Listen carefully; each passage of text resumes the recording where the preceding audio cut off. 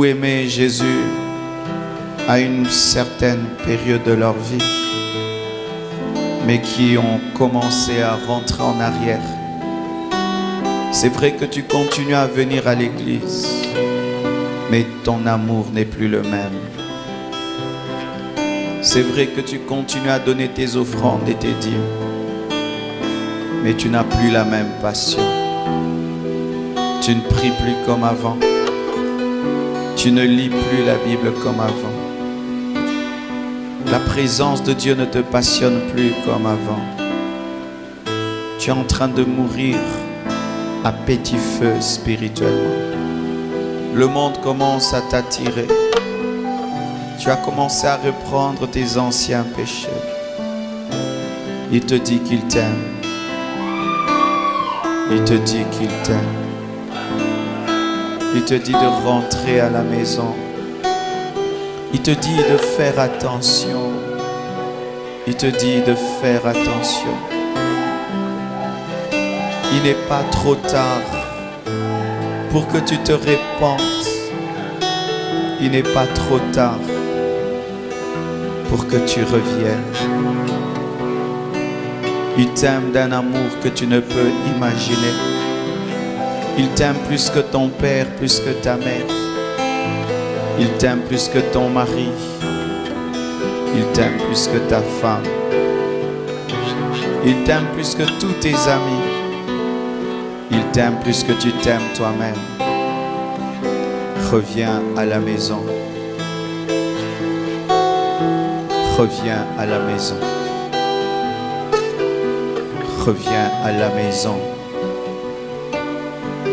Reviens à la maison. La Bible dit dans Jean 3, verset 16, « Car Dieu a tant aimé le monde qu'il a donné son Fils unique, afin que quiconque croit en lui ne périsse point, mais qu'il ait la vie éternelle. » Éphésiens 3, 13 à 19 nous dit, « Aussi je vous demande de ne pas perdre courage à cause de mes tribulations pour vous. Elles sont votre gloire. À cause de cela, je fléchis les genoux devant le Père, duquel tire son nom toute famille dans les cieux et sur la terre, afin qu'il vous donne, selon la richesse de sa gloire, d'être puissamment fortifié par son esprit dans l'homme intérieur, en sorte que Christ habite dans vos cœurs par la foi, afin qu'étant enraciné et fondé dans l'amour, vous puissiez comprendre avec tous les saints quelle est la largeur, la longueur, la profondeur et la hauteur, et connaître l'amour de Christ qui surpasse toute connaissance, en sorte que vous soyez remplis jusqu'à toute la plénitude de Dieu. Bénis ta parole, Seigneur. Asseyez-vous, s'il vous plaît. Aujourd'hui, je veux vous parler de l'amour de Dieu. Et je bénis le Seigneur pour la manière dont il a conduit le pasteur Ali, qui a parlé aussi de l'amour de Dieu, parlant de la rose. Et aujourd'hui, j'aimerais te rendre conscient de l'amour de Dieu. Je vous ai parlé de la sainteté. Je vous ai parlé de la puissance de Dieu. Je vous ai parlé de la foi. Je vous ai parlé des miracles. Je vous ai parlé des prodiges. Mais le Seigneur m'a donné 4 messages principaux. C'est l'amour, la sainteté, la puissance et l'équilibre en Jésus-Christ. Et aujourd'hui, il m'a dit de vous parler de l'amour. Ainsi, le thème de mon message ce matin, c'est les dimensions de l'amour de Dieu. La Bible nous dit que l'amour de Dieu a une largeur. L'amour de Dieu a une longueur.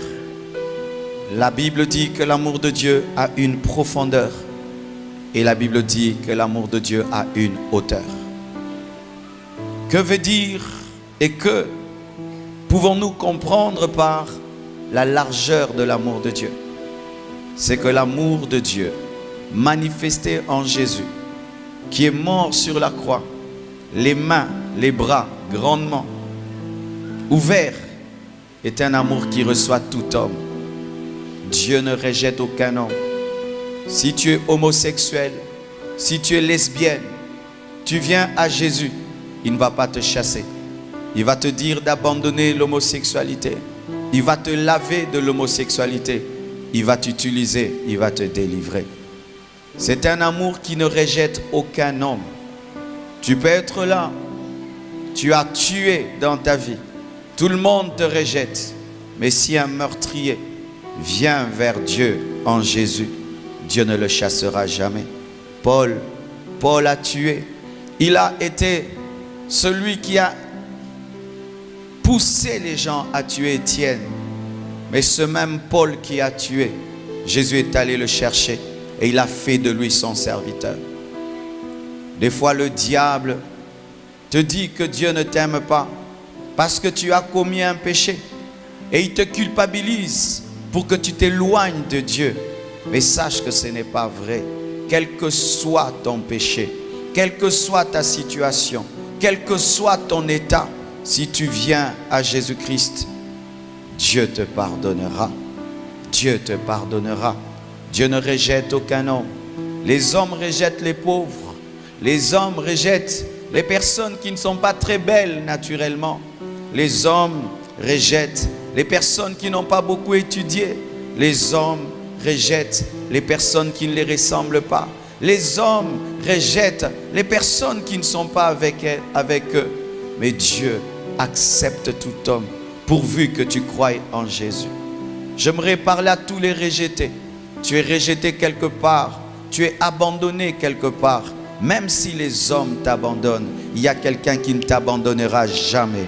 Jésus de Nazareth. L'amour de Dieu n'est pas seulement large. L'amour de Dieu est long. La longueur de l'amour de Dieu nous est révélée par la verticalité de la croix. C'est un amour qui unit la terre avec le ciel, qui réconcilie le pécheur avec son Dieu. Mon frère, personne ne peut t'aider à te réconcilier avec Dieu si ce n'est son amour.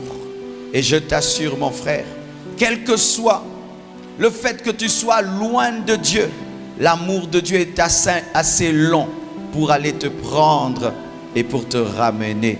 Jésus est venu afin de réconcilier le ciel avec la terre avec le ciel.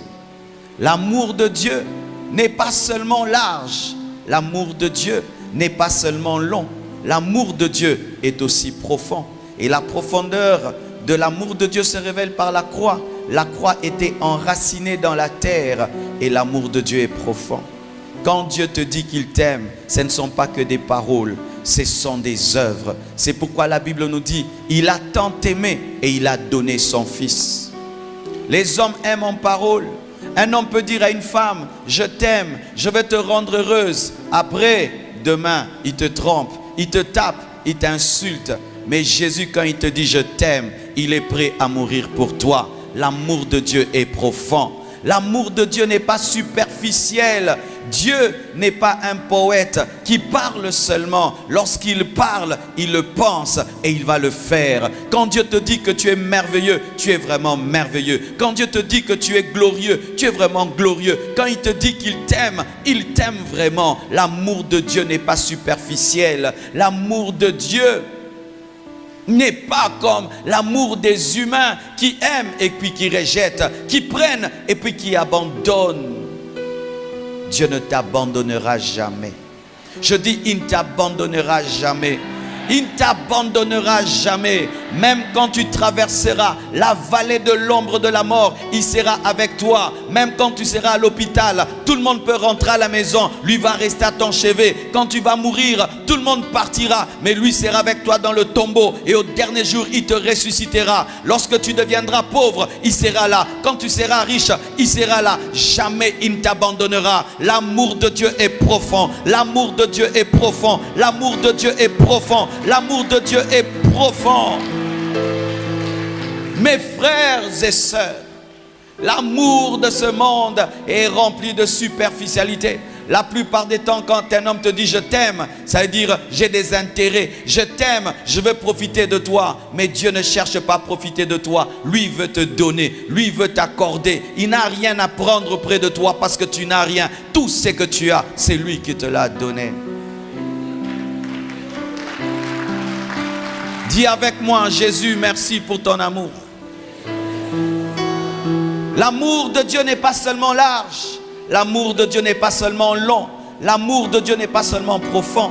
L'amour de Dieu est aussi haut. C'est dire quoi? C'est l'amour qui est élevé au-dessus de tous les amours. Sur la terre, il y a l'amour entre les frères. Les frères s'aiment beaucoup. Mais tu ne peux pas aimer ton frère comme Jésus aime ton frère. Parce que même entre les frères, il y a des fois des jalousies. Il y a des fois des rivalités. Caïn a tué Abel. L'amour de Dieu est plus que l'amour d'une mère. Ta mère t'aime beaucoup, mais le jour que tu vas mourir, elle va te laisser. Elle peut même t'oublier. Certaines mamans oublient même qu'elles ont perdu un enfant. L'amour de Dieu est plus haut que l'amour d'un père. L'amour de Dieu est plus haut que l'amour d'un ami.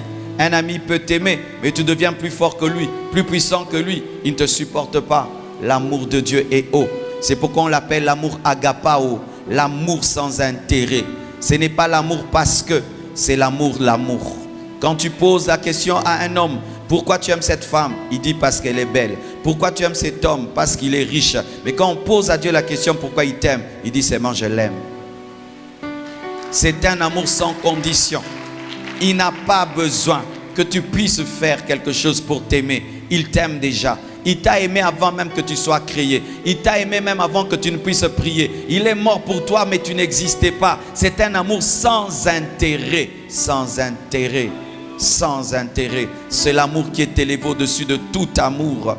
Dans ce monde, on nous présente beaucoup l'amour éros, l'amour pour les femmes, l'amour pour les hommes. Mais ça, c'est un bas amour. Un homme peut t'aimer parce que tu es belle. Demain, quand tu vieillis, il ne va plus t'aimer. Une femme peut t'aimer parce que tu es beau dans tes vêtements. Quand tu vas vieillir, elle ne va plus t'aimer. Mais Dieu va t'aimer pendant que tu es jeune. Il va t'aimer dans ta vieillesse. Il va t'aimer toujours. Pourquoi? Il n'a pas un amour parce que il t'aime, c'est tout.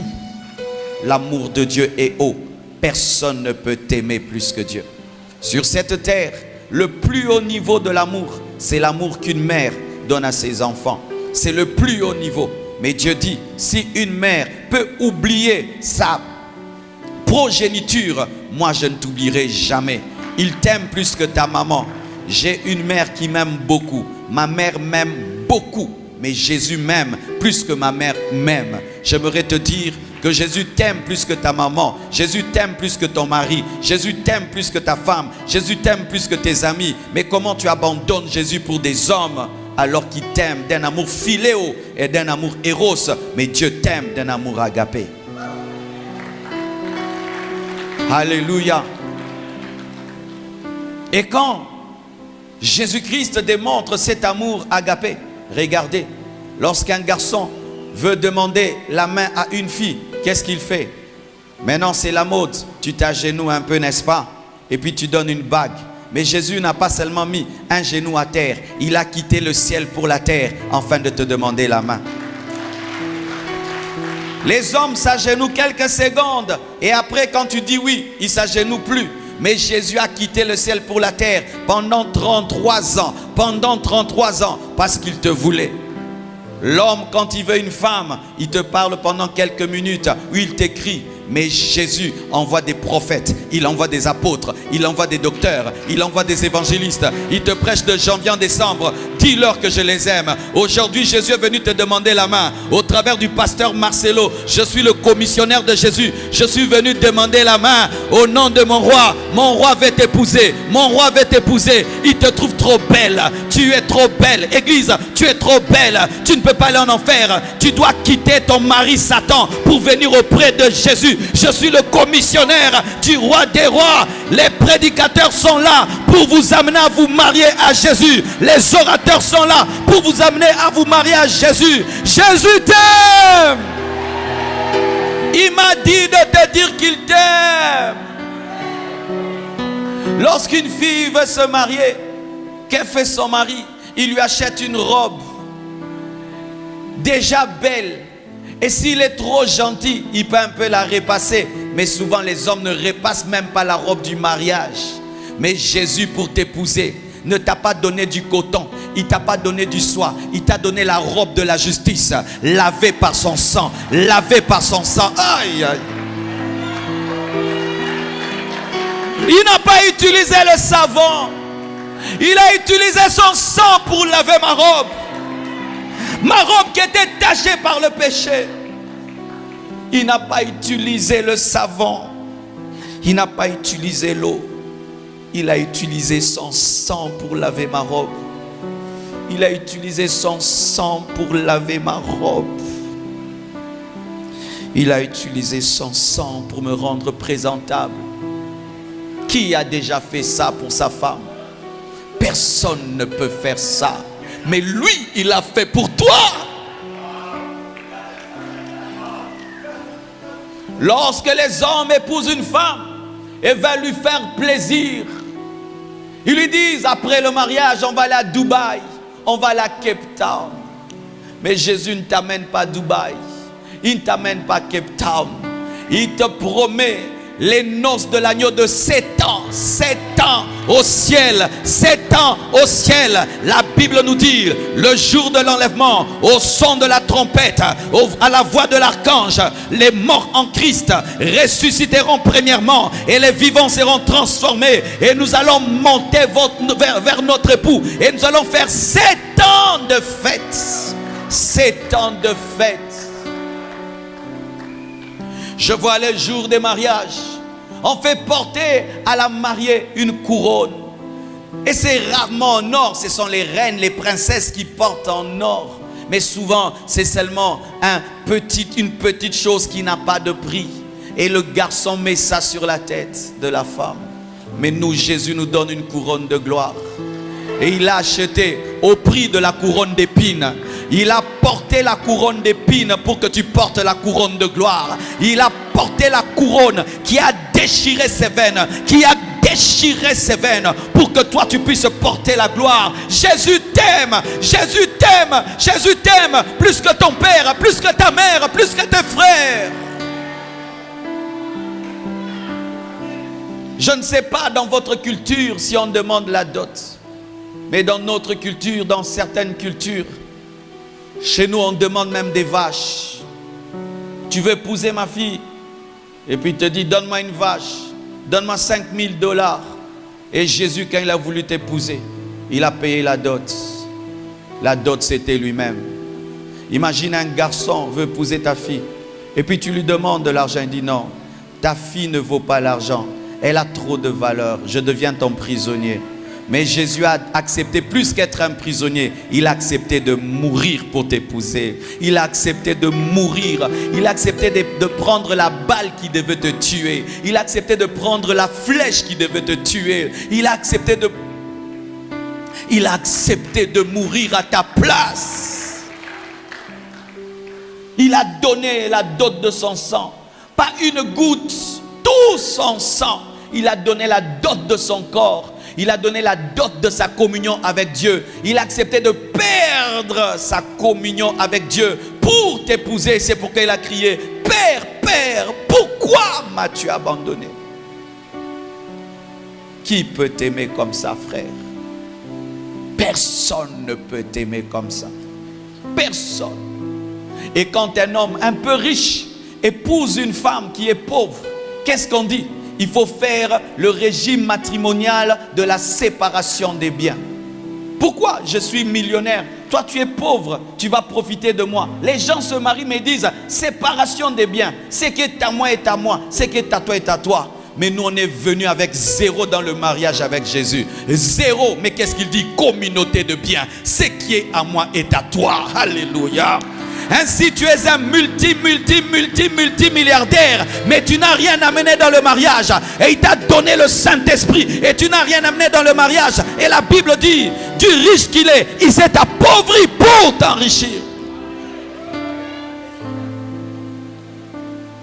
Jésus t'aime d'un amour incommensurable.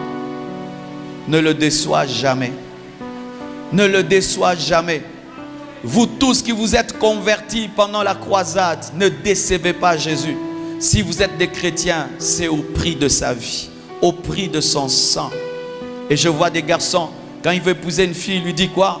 Pour le meilleur et pour le pire. Mais quand elle tombe malade, il abandonne. Quand on coupe la jambe de la fille, il part. Quand la fille n'a pas d'enfant, il part. Mais il avait dit pour le meilleur et pour le pire. Et on ajoute, seule la mort pourra nous séparer. Mais quand Jésus vient vers toi, il te dit quoi? Pour le meilleur et pour le pire. Et la mort ne va jamais nous séparer. Et la mort ne va jamais nous séparer. Oh mon frère, pendant que Paul est mort, il est avec Jésus. La mort n'a pas séparé Paul avec Jésus. Et lorsque tu mourras, que ce soit dans le feu, que ce soit dans l'eau, que tu sois bombardé, où que tu sois, Jésus sera avec toi. Parce que dans ce mariage, même la mort ne peut pas nous séparer. Il ne t'abandonnera jamais. Il ne te délaissera jamais. Jamais. Jamais. Et j'aime toujours raconter ces quelques histoires quand je parle de l'amour de Dieu. Si tu oublieras ma prédication, n'oublie pas ce que je veux te dire. C'est l'histoire d'une mère qui avait un garçon. Ce garçon était né sans les pavillons des oreilles. Il était tout petit. Et il n'y avait pas trop de problèmes. Mais vous savez, quand on commence à grandir, l'enfant doit aller à l'école. Et c'est quand les problèmes commencent. Pour ceux qui n'ont pas d'enfant, je vous assure, tu vois ton enfant revenir triste. Quelqu'un l'a insulté à l'école. Son professeur l'a insulté. Quelqu'un lui a dit quelque chose de mal. Tu vois l'enfant seulement entrer dans la chambre. Il ne te dit pas, mais on lui a dit des choses à l'école. Et cet enfant commençait à aller à l'école. Et cet enfant revenait triste. Revenait triste. Année après année, même à l'université. Il n'osait même pas aborder une fille pour demander sa main. Pourquoi? On l'insultait toujours. Sans oreille. Les gens lui avaient donné le nom sans oreille. Sans oreille. Et l'enfant grandissait. Il finit ses études. Il ne se marie pas. Il n'a pas d'amis. Rempli de complexes. Et un jour, sa mère a dit, mon enfant va détruire sa vie. Alors nous allons voyager. Elle prend son garçon et ils voyagent. Et ils prennent des années, des années, des années. Et quelque temps après, ils reviennent dans leur ancienne ville. Et quand on vient les recevoir et qu'ils descendent de l'avion, on remarque quelque chose. Sans oreille à des oreilles. Maman n'a plus d'oreilles. Et on pose la question à maman. Maman, que s'est-il passé? Un accident? Un miracle? Et la mère répond, ni l'un ni l'autre. Quand nous sommes partis, et dans toutes les villes nous sommes allés, mon enfant était triste, triste et triste. Alors j'ai pris une décision. J'ai dit, j'ai fait ma vie. Mais cet enfant risque de ne pas se marier et d'être triste toute sa vie. Et j'ai cherché un chirurgien esthétique. Et je lui ai demandé de couper mes oreilles et de les donner à mon enfant. Je préfère être laide, mais que mon enfant soit beau pour qu'il se marie et qu'il ait des enfants. J'ai déjà fait ma vie, qu'il fasse aussi sa vie. C'est comme ça qu'il a eu des oreilles. C'est ce que Jésus a fait. Il a regardé ta vie. Tu étais en train d'aller vers la perdition.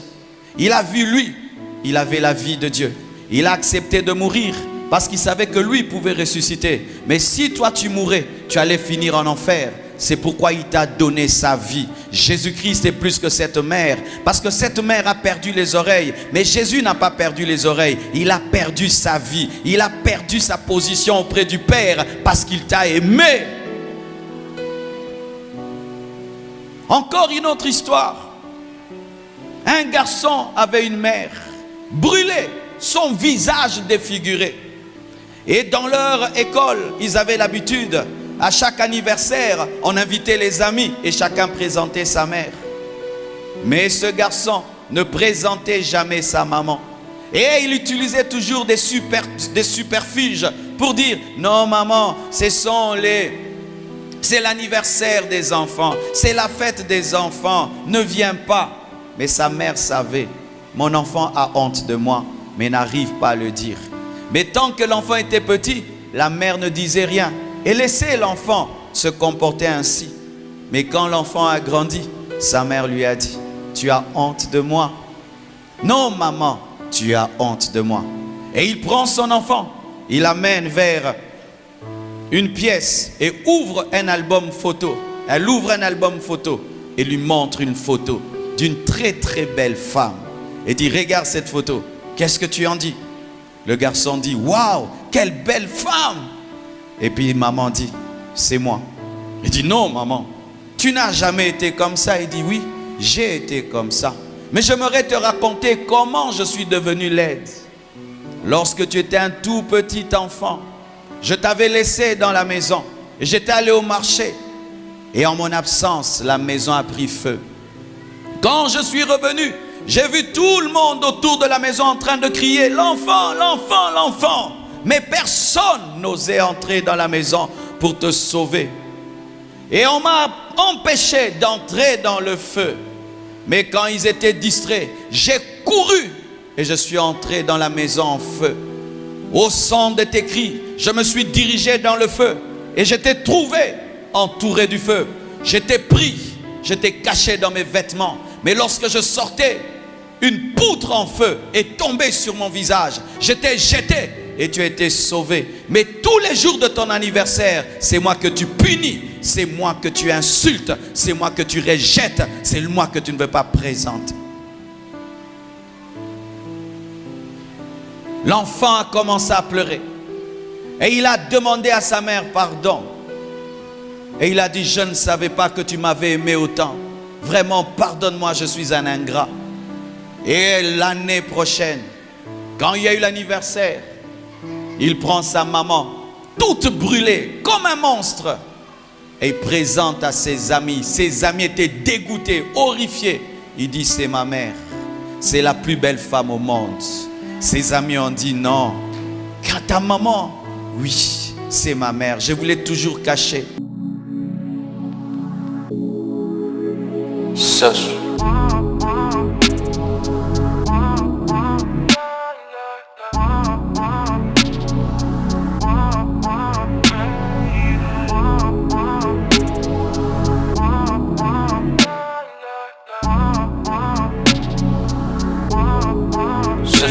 On them.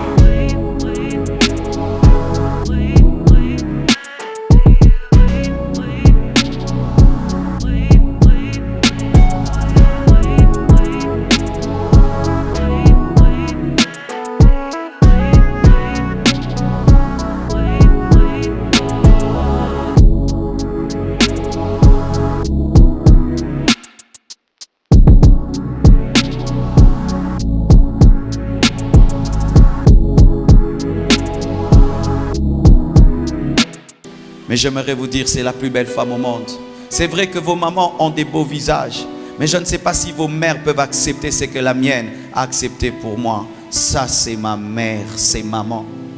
De la même manière, mes frères, lorsque Jésus-Christ était à la croix, la Bible nous dit qu'il n'avait plus de beauté pour attirer nos regards. Pourquoi? On lui a arraché la barbe, on l'a frappé, on ne pouvait pas savoir si c'était un homme, si c'était une femme. Et les disciples ont fui Jésus alors qu'il mourait pour eux à la croix.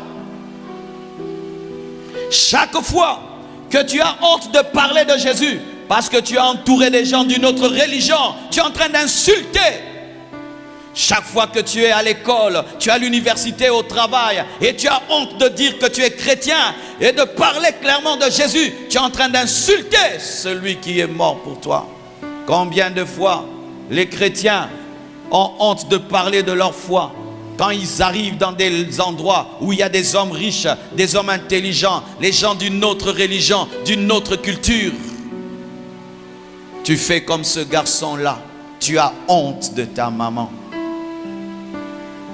Mais quand tu comprendras l'amour de Dieu, tu présenteras Jésus, quels que soient les combats, quelles que soient les persécutions, je n'ai pas honte de dire que je suis chrétien. Même si ça va me coûter la vie, je dirai que je suis chrétien. Même si je vais perdre des amis, je dirai que je suis chrétien. Même si je vais perdre des relations, je dirai que je suis chrétien. Même si je vais finir en prison, je dirai que je suis chrétien. Même si les portes vont se fermer, je dirai que je suis chrétien. Jésus a tout accepté pour moi. Moi aussi, je vais tout accepter pour lui.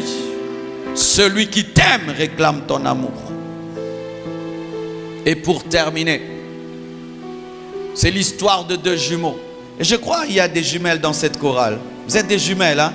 Je ne sais même pas reconnaître qui s'était né là et qui s'était né là. Mais elles savent. C'est l'histoire de deux jumeaux. Identiques, parce qu'il y a des jumeaux vraiment identiques. Identiques, mais qui n'avaient pas la même vie. L'un, c'était un véritable serviteur de Dieu. L'autre, c'était un brigand, un fumeur. Un homme qui aimait aller dans les boîtes et jouer au casino. Son grand frère lui disait toujours: petit frère, arrête cette vie de débauche, arrête cette vie de drogue, arrête de jouer au casino, arrête, tu y perdras ta vie. Jamais le petit frère n'a écouté son grand frère. Et un jour, le petit frère va, il joue au casino et il avait bu. Et dans la colère, il a poignardé quelqu'un. Et la personne est morte. Lorsqu'il a vu cela, le petit frère a couru. Et au lieu de courir chez lui à la maison, il a couru chez son grand frère. Et il arrive à la porte de son grand frère. Le grand frère le regarde au travers du Judas. Et il frappait, et il frappait, il frappait, il frappait. Grand frère, ouvre, ouvre, on me cherche.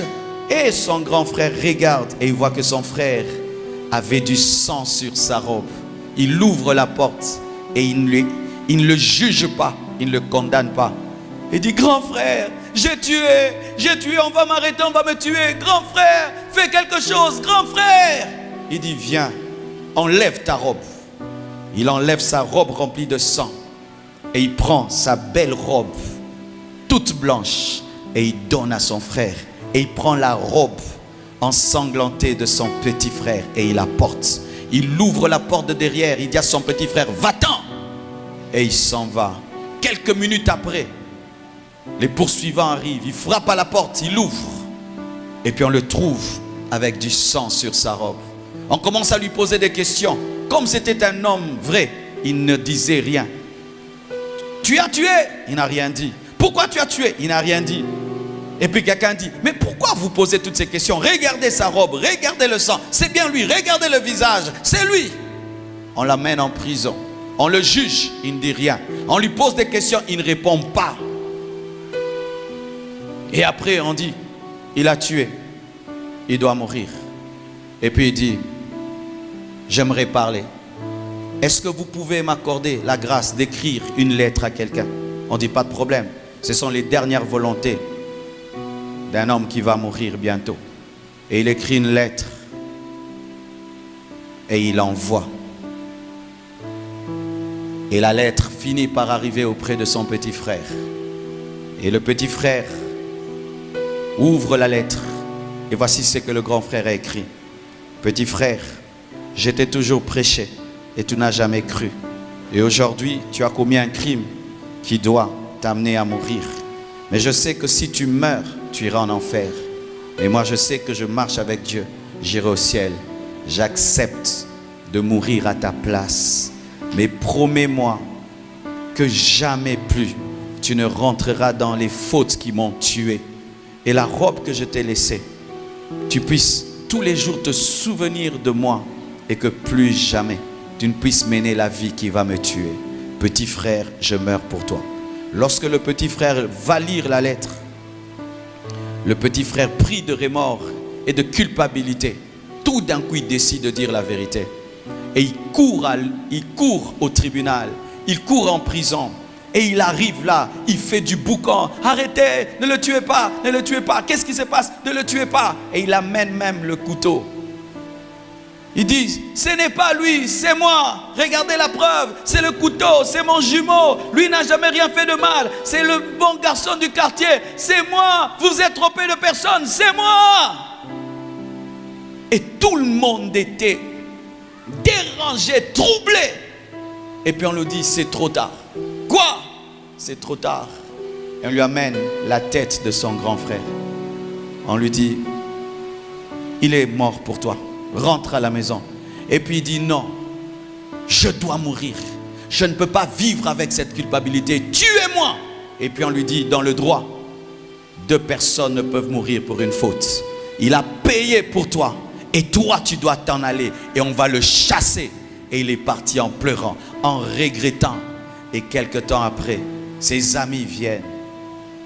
Viens, on va jouer au ceci. Viens, on va faire cela. Viens, on va boire. Il a dit, plus jamais. Cette robe me rappelle que quelqu'un est mort pour moi. Et si je rentre dans cette vie-là, alors pourquoi mon grand frère est mort? Jamais plus je ne mènerai cette vie. Et pour lui dire merci, je change de vie. Jésus-Christ est notre grand frère. Il a vu que nous étions en train d'aller en enfer, que nous étions condamnés, car la Bible dit que le salaire du péché, c'est la mort. Mais il a accepté d'être le don gratuit de Dieu. Et il a accepté de prendre notre place. Et voici la seule chose qu'il nous demande, c'est de lui dire merci en vivant dans la sainteté. Frère, je ne vis pas dans la sainteté pour mériter le ciel, parce que je vais au ciel par la foi. Mais je vis dans la sainteté pour dire merci à celui qui est mort à ma place. Chaque fois que tu pêches et que tu demeures dans le péché, tu es en train de crucifier Jésus pour la 2e fois. Chaque fois que tu rentres dans tes anciens péchés, tu es en train de rendre nul son amour et sa grâce. Soyez reconnaissants. Ne demeurez pas dans les choses qui l'ont tué. Il est mort à cause du vol. Il est mort à cause du mensonge. Il est mort à cause du fétichisme, de l'adultère. Chaque fois que nous commettons ces choses, c'est comme si le grand frère est mort pour rien. Mène une vie de gratitude et de reconnaissance, afin de lui dire merci. Que Dieu vous bénisse abondamment. Tenons-nous debout, s'il vous plaît. J'invite